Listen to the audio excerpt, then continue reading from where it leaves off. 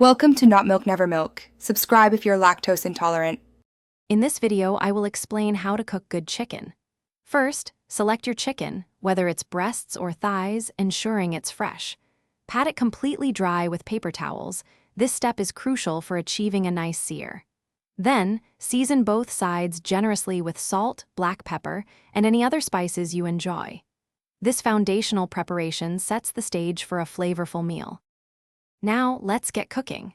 Heat 1 tablespoon of your preferred cooking oil in a skillet over medium-high heat until it shimmers. Carefully place the seasoned chicken into the hot pan. Sear each side for about 5 to 7 minutes, or until it develops a beautiful golden brown crust. Remember, the goal is to cook it through while keeping it juicy, so don't overcrowd the pan. To elevate the flavor, consider adding aromatics. During the last 2 minutes of cooking, toss in some minced garlic or sliced onions to infuse the chicken with their fragrance.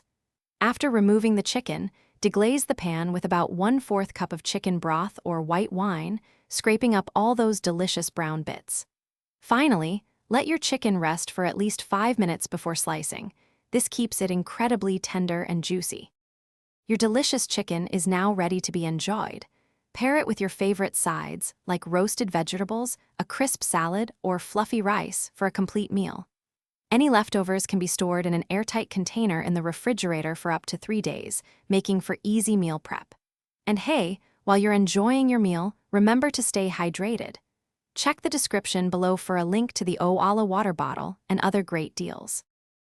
Thanks for watching. If this was helpful, leave a like and consider subscribing. See you next time.